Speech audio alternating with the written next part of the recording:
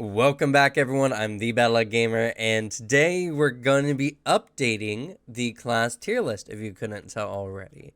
It's one of the more popular videos on the channel, and honestly, I wouldn't be surprised if it eventually made it to the top of the list. I don't know, this one might surpass it because it's the updated one. Who knows? But I figured that with the advent of two new classes, the Psychic and the Thoughtmender, it was time to update the lists so that you can all get my opinions. And this will probably be like a yearly thing.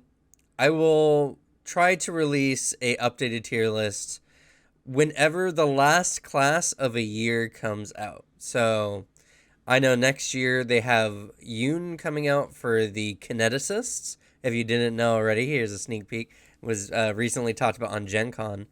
But that one's going to be coming out next summer. And it's just one character. And I wouldn't be surprised if they had another class coming out in another book sometime next year. If they don't, then I'll just release it after the Kinesis comes out. But, the whole point is this will be like a yearly video update that doesn't have a set date. It's just after they release the last class for the year, whatever that may be. So, that being the case, this summer we're going to be talking about the Psychic and the Thaumaturge, adding it to the list. And if you did not see the prior tier list video, more or less, I grade each of the classes based on the three pillars of gameplay, which is combat, exploration, and roleplay. Those are the three main types of things that you can do in the game. A lot of people want me to not put roleplay on the list because it's very subjective. And I'm going to say to that, this is what these classes provide to you. It's not what you can do with these classes. Any of these classes could be an S tier class if you know how to use the game well enough. I'm talking about what it is provided to you. And not only that, but Pathfinder 2E is so modular that even if two people are playing the same kind of characters, they will probably rank very differently in the three categories anyway, just based on what archetypes they might take, how they mix and match or whatever. So roleplay is important. Roleplay is for like aesthetic and everything. And some classes have bigger stigmas than others. And I just feel like it's very important to take that into consideration. People also want me to add other things like downtime. Downtime is something that's only relevant mostly to skill checks. And any class can get really good at a skill. Like Inventor gets crafting automatically. Yeah, sure. But any class can become legendary in crafting. So, that's also not really relevant. That being said, so essentially I rate each of these categories in a, F to A, F being the class gives you nothing in that way, or sorry, not F to A, F to S. F is nothing. It's essentially you're 0 points. It offers you nothing in that category, which I'll tell you now, no classes really offer. And S it's a 5 out of 5. It gives you exactly what you want, and it performs really, really well in the system. And then I average the score, or I don't average score, I add the score up together, and I get essentially what this tier list is. I did add a B plus tier like halfway through the video last time because I kept getting so many classes that were just under A, and the tier list would just be a very big B list. So I figured it made it more dynamic, and I'm pretty happy with that choice. But let's go ahead and get started. The Psychic is going to be the first one. So combat. Psychic's a very interesting character when it comes to combat. It's a full caster, and it's a full occult caster. And because of that, its spell range, which one of the things about this tier list that is going to kind of change with time is what becomes available to classes. The occult tier list got a little bit better because they added some more straight offensive spells to the Psychic list. Now, the Psychic is a repertoire caster, if I'm not mistaken, and because it uses occultic, it's going to still suffer from some of the utility issues that, say, Primal or Arcane doesn't have. It has very little in like exploration. You can't really do anything with exploration with this tier list, which we're not talking about right now. But as far as combat is concerned, the Psychic is very solid. I would give it an A generally in its combat abilities, purely because how the Psychic generally works is you can you can amp your cantrips to do really good things, and you get a set list of cantrips that are really, really good. In fact, it makes it so that the Psychic generally always has spell slots. Like, they have infinite spell slots for these particular cantrips of equivalently a level 3 or higher. It makes them very good. And for most general combats, I feel like Psychic doesn't really fall behind any of the other casters. The only reason why I wouldn't mark it as an S is because as a combat goes longer and longer beyond like 3 turns, it becomes more and more apparent that other casters just have more to them because they have more high level spell slots. And especially like early game, I feel like Psychic is really strong. But as the game continues on, the Psychic is just losing more and more powerful spell slots that they can use for powerful effects. And while their Psy cantrips are pretty good and are better than some spells, even of equal or greater value sometimes, it just doesn't compare to the fact that other casters can just use stronger spells in a round, you know what I mean? So for like big boss battles and everything, I feel like Psychic suffers a little bit in that category.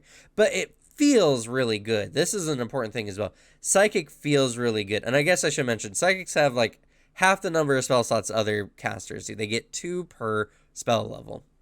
Most others get 3 to 4. So, you know what I mean. But Psychic feels really good. Your character feels like they can do stuff all the time. And in the early, even into the mid game, this makes it so that because of how they can how they can restore their focus points at an accelerated rate, it makes them feel good in a lot of combats. If it's a lot of small, not dangerous encounters, Psychic feels really, really strong, and they never tire. It's really good. I'm just saying it can't be a 5 because they don't have as much utility as some other casters do, and they just suffer when it comes to like longer boss fights or anything like that because they just can't match the same kind of output some of the other casters do. So that's an A for combat. Exploration is... they're really not that great in exploration, honestly. It comes from the fact that they have the occult spell list. The occult spell list does have some abilities, like the ability to charm people, to control people's minds, all that kind of stuff, which are potentially helpful abilities. But they're rather niche. They don't have a lot in the way of like being able to help traverse areas, no travel-like abilities. They don't have necessarily innate abilities for finding stuff out. I mean, they kind of do, but not to that strong of a degree. I think I'm going to mark their general exploration as a B. Mostly because it's a B or almost C, depending. Their exploration activities are really kind of lacking.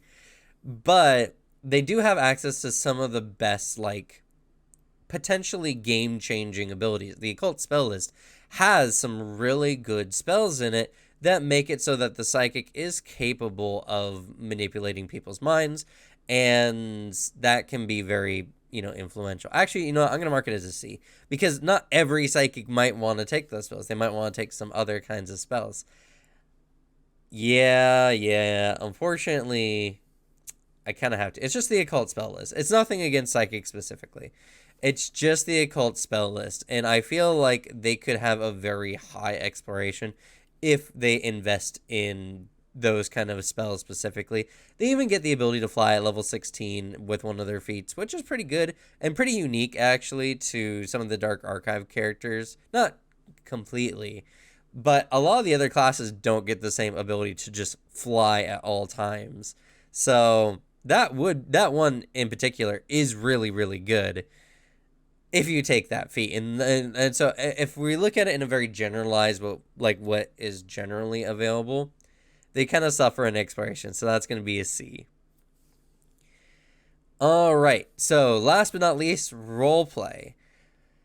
I feel like because Psychic is not a very standard D&D style class, it is something that has a little bit more flexibility in comparison to something like the Fighter or the Rogue, because the Psychic is not necessarily so stereotyped. I still feel like there is some stereotyping with the psychic, like they're like a mind reader, or maybe they're a charlatan and they try to do tricks on the street or something like that. I feel like those are very common. But I feel like with what Pathfinder 2E has done and what Paizo has done for Psychic with their subconscious minds, there's a lot of ways. They've added like a dreamy aspect or a very like thought form style aspect. And so I think the Psychic can be done in quite a lot of ways. I don't think it's 100% like available for what it can do. Everything kind of relies around their psychic abilities, but how they can be expressed is very individual to the psychic itself. So I'm going to mark that as another A. So with that being considered, if A is 4 points, a C is 3, or yeah, a 3 is, C is 2 points, and another A is 4 points. That's 4, 4, 8, 10. That puts psychic right. Whoop! I did it again. I hate doing that. I see it on one screen, and I'm looking at this screen. That's going to put them right here in the B tier. And yeah, this is probably going to be something that's just frustrating for people. The game is really balanced. What can I say? What characters have high in other areas is lower in others. And it makes characters generally just balanced in, these categories. It's just shy. You could argue that it could be a B+ in this tier. And I actually do personally really like the Psychic. I think they're a lot of fun. I think they feel really good to play, and I think that's a very important thing to mention as well. But that's very hard to quantify as far as like generalize like what is fun, right? So I can't really make that a category. So I think Psychic is B or B+ depending on your view on how the class can be played, at least in exploration mode. All right. Last but not least, the Thoughtmender. The Thoughtmender is a very hard one to do in general. There's so many choices. The Psychic had two major like things, right? It has its conscious mind and its subconscious mind. Its conscious mind was more or less just like a general thing, though, and wasn't very. It does play into how the character plays, mostly how its psychic amp plays, but it wasn't as impactful as its subconscious mind. So it's very easy to kind of base things on its subconscious mind.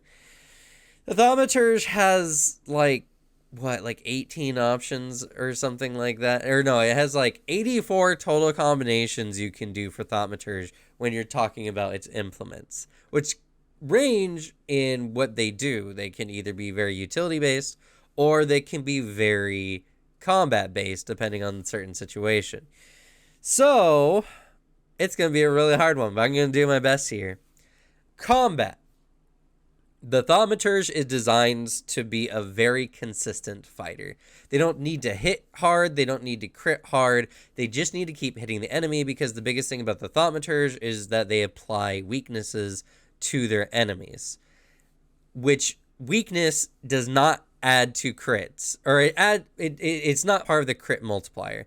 Whatever weakness damage you do to an enemy does not get multiplied with a critical. So it doesn't really matter if a Thaumaturge crits or not. They just need to keep hitting. It keeps their damage very consistent. They are stuck with one kind of weapon, though, but they can only use one-handed weapons, essentially. Though they can use any one-handed weapons, which can include like some guns, which is pretty good. I will say in general, and not only that, but the Thaumaturge, depending on what you build for it, has good abilities. They're, oh goodness, what's it called? It's like, it makes their, sorry, and I'm not going to cut this because I just want this to be a quick video, but, it essentially empowers the vulnerabilities they place on enemies, and that can be done in a wide variety of ways, depending on what implement you pick. I will say that we'll just have to go with what potentials the Thaumaturge has. They have a lot of good combat utilities they can add. They're not like the best healer, but they got some stuff they can do to heal. They're not like the best support, but they can, they're a very good, like, strong jack of all trades in combat, I will say. And because their damage is very consistent, and because their main feature can help your allies, even if it's an enemy that has like a weakness, you can find that weakness, or they're like really good at recall knowledge, which is very important and very helpful to allies. I think they'll boost it from a B for being a general jack of all trades to an A, just because their general like esoteric lore and everything like that. They're really good at helping their team do good damage against an enemy. They can do good damage against an enemy, and depending on your implement, you also have a wide list of reactions and actions you can take that can really hurt enemies in a very impactful way. So I'm going to mark that as an A. Exploration. It really depends.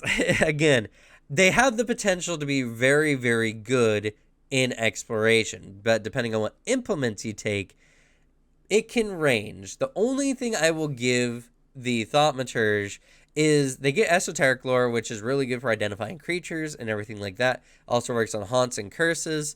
But they also automatically get increases to either arcana or arcane, occultism, religion, or nature as they level up. And because some of their implements are very orientated towards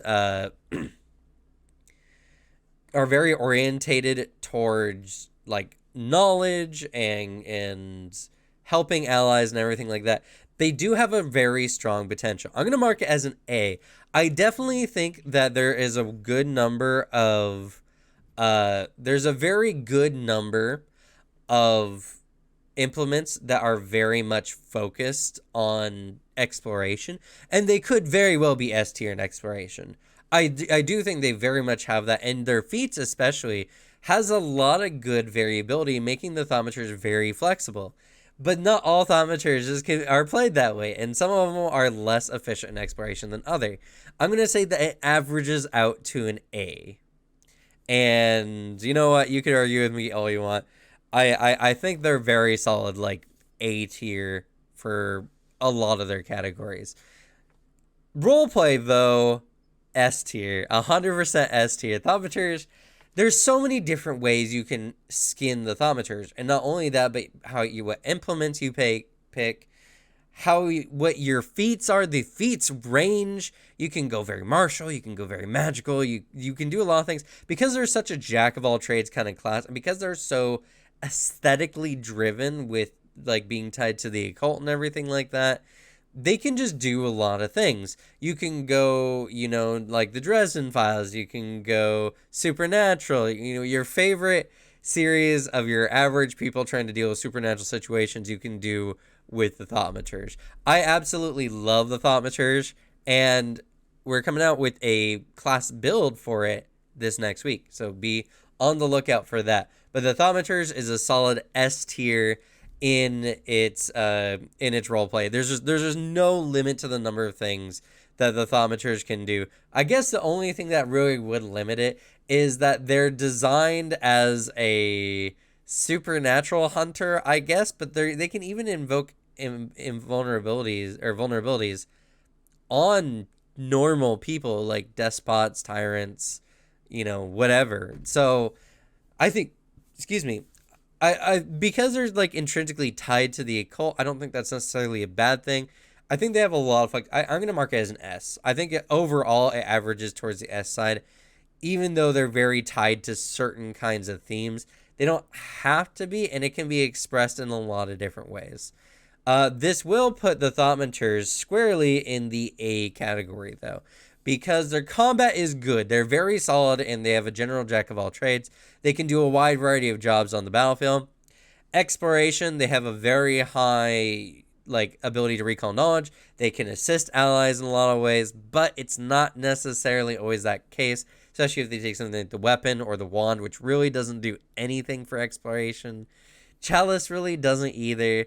I could probably bump that one down to a B, honestly. It would still end up in the A tier here. It would average out that way. But I would say that their exploration activities, just they range too much to put in a very clean category. So yeah, I think I would mark it as a B. It will still put it in the A category, but I think I would mark that as a B. Yeah. And that would put this at what? The 5 for 12 would put just an A, just over B+. So yeah, but that's going to be it for this video. Sorry it took a little bit longer. I had to explain what we're doing, and then I kind of got a little confused, and then also someone was texting me during the video. So thank you all so much for your patience, and yeah, I'm excited to see what people in the comments say. Psychic is not a C or B tier. Like, this is just generalized, and as I said in the last video, these different categories can be weighted differently to you personally. And that's okay, and that we can have very different lists. I just try to have a very unbiased, generalized list using what the class has available to it, and that's it. Not including archetypes, not including skill feats, not including anything like that.